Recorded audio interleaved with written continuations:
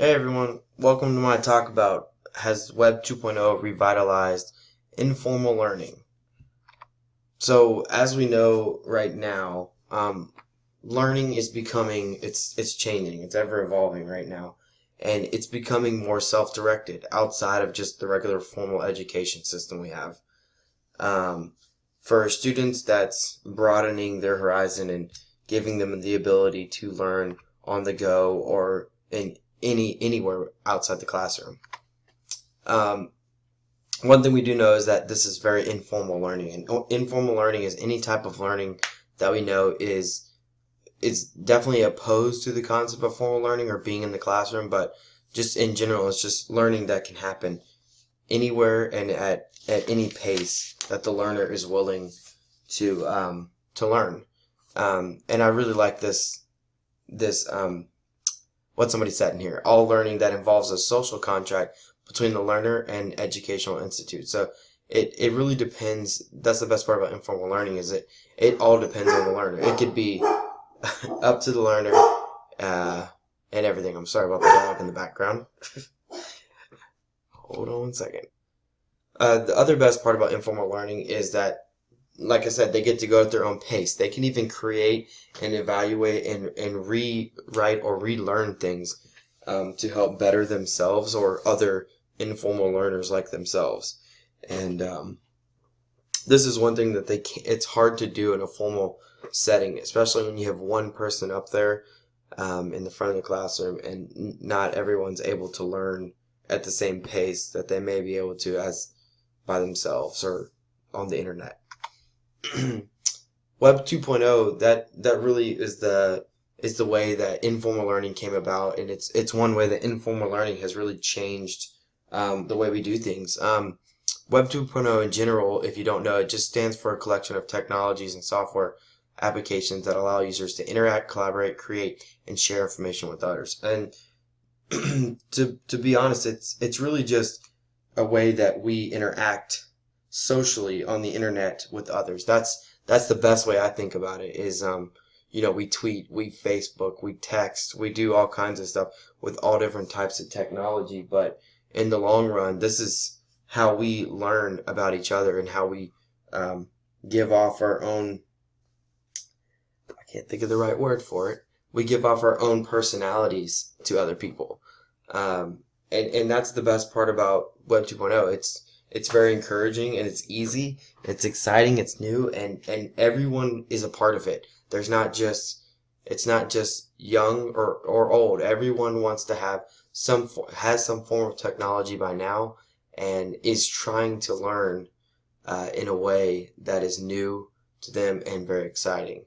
And the other best part is that at the end, it really has propelled people to become definitely creators of certain types of content, very embedded content, things that we, as we who don't know a lot about technology, um, can start to learn more about and really change the world. So there's 8 types of indicators for criteria for Web 2.0. They have relying on the power of the crowd and the users bringing created content. So as you know, content's created through the user itself, whether it's you posting up something or your best friend posting up something and you reading about it. But that's the best part about criteria of Web 2.0. It could be anywhere. Data management, as over time, are they putting out the same kind of things over and over, or are they changing it up? Architecture of assembly, how is it presented to you? Is it different? Is it the same? Does it have a lot of pictures? Does it is it really fancy? So things like that. Independent access to data. Do you have, as an independent learner, who has the access? Is it just you? Is it just you and your friends? Leveraging the long tail. That's one that they talk about.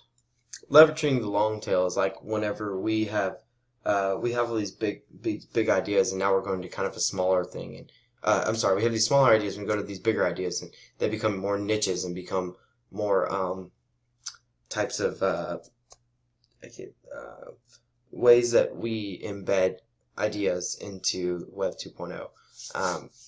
Permanent beta service would be like people having constant access and being able to always be in service. Permanent beta service is more like constant updates. People are always being able to be connected. It's like having a game on your phone and you getting a little notification, or a Facebook update and you get a little notification. So that's definitely what beta service means. Rich internet application is just the responsiveness, the speed, the performance of those applications still always being updating, and you can, as you're scrolling through, like if you were scrolling on Facebook, as you're scrolling through, it constantly updating small pieces at a time. And then social features in general, just things like being able to play games on a web page, or being able to see certain things on a page. So these are all the criteria that are indicators for Web 2.0.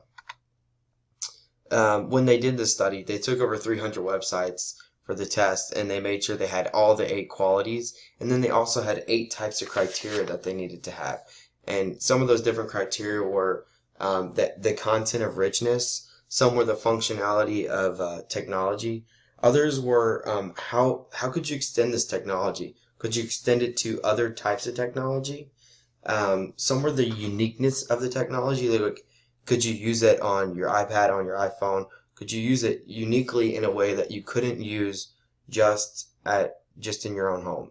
And some other ones that they talked about, some of the other 8 types of criteria were potential learning, potential for being life-changing, and scalability of the audience. Right. So they did do a really good job of picking good criteria to test on, and good qualities to test on as well. The other thing that Web 2.0 is it really does provide a great learning environment for anybody who is a really informal learner, anybody who doesn't work well in a formal learning setting. It definitely supports them, and it gives them the ability, which I feel like in a formal learning setting nowadays we don't give them as much creativity time and sharing as they could be. And it definitely does. It allows lots of communication, whether it's with, your next door neighbor or someone across the world from you. It definitely connects you to a whole different type of learning community. And this I thought was really good in the articles. Learners believe that having access to an internet community is more of an important factor than having physical proximity to their peers or learning companions. So they're more engaged. They feel like they're more engaged in having an internet community, but they don't. And they don't even need a learning companion or anyone around them. And the other thing they said is it provides motivation, engagement, and scaffolding for students. In conclusion, they said that Web 2.0 providers need to consider how to support collaborative and communicative interaction for young learners. They feel like after this whole study, they feel like they've done a good job learning what Web 2.0 is, but they don't know how to bring it into the classroom. They don't know how to make it something that everyone can use on a daily basis. And so that was really my question, is how can we as teachers, whether we're teachers of adults or students, how can we benefit our students in a way that is healthy and proactive towards the student's learning career, but also implement a way to use Web 2.0 in the classroom effectively? And the only reason I ask that healthy-wise is because sometimes I think it gets out of hand, the amount of technology we use in a day. We lose some interaction amongst people, but how do we do it proactively? And how do we do it as adults, and show students that it is okay to use technology correctively? So I hope everyone has a good day. Thank you.